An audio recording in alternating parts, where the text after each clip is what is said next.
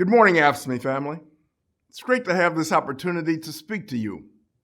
I want to thank the Council 5 leadership team, Executive Director Julie Blyle, President Eric Hesse, and the entire board for everything you do. A shout out also to Jeff Burtman, who's a highly respected voice on AFSCME's International Executive Board as chair of the Retiree Council.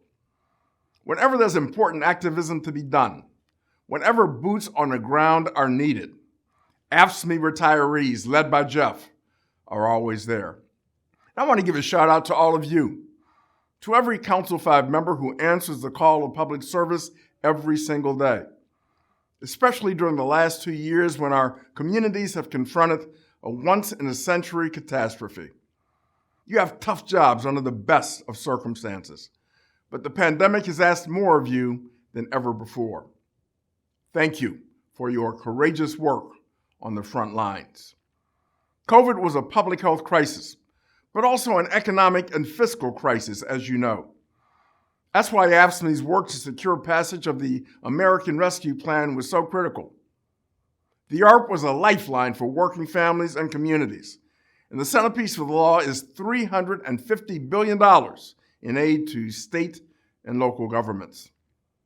The challenge now is to hold state and local policymakers accountable, to make sure they use this money as Congress intended.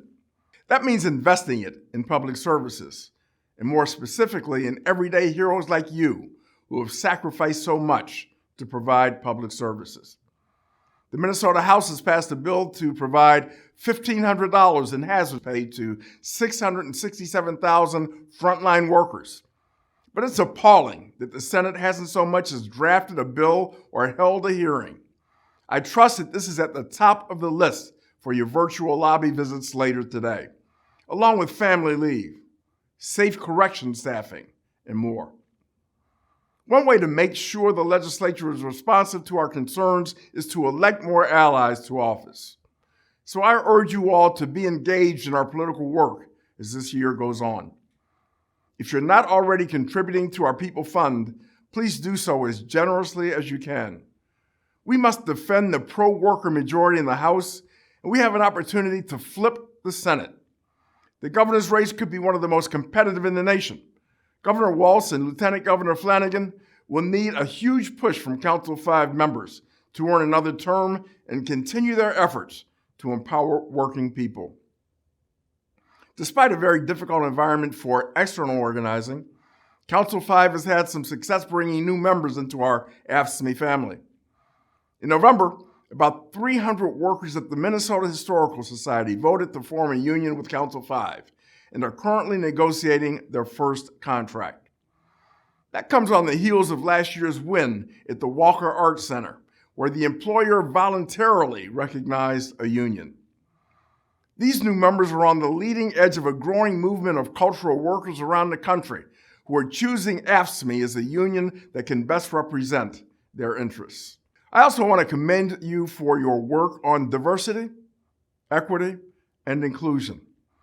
These are core AFSCME values, ones that we have to practice as well as preach. At the International Union, we have launched a new program called Courage to be Stronger, designed to ensure that racial justice is a part of everything we do. Our commitment to racial justice is also driving our work on voting rights.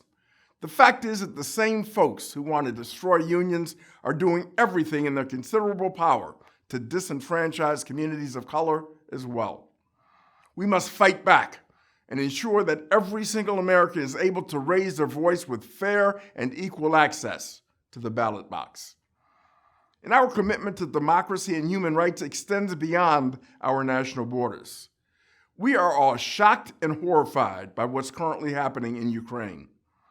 Earlier this month, AFSCME's International Executive Board passed a resolution expressing solidarity with the courageous people of Ukraine. And I urge you to contribute to relief organizations that are moving aid to this embattled sovereign nation that is fighting for its very survival. AFSCME family, the last few years have really tested us.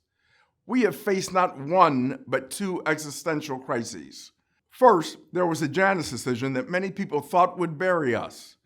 But we weathered that storm because of our commitment to being AFSCME strong, to modernizing and invigorating our union, to internal organizing and one-on-one conversations that build the power we need to thrive in any environment. Then came COVID. We proved once again that we don't flinch in the face of adversity, that we will sacrifice to protect our neighbors no matter how hard things get. We're not out of the woods yet. We have a lot of work to do to recoup some ground we lost during the pandemic when it comes to growth, organizing, and member engagement. I'm counting on our boldest activists like you to do that work, to raise our game, to prove that there's no fighting force greater than the green machine. Thank you for everything you do, and go give them hell today.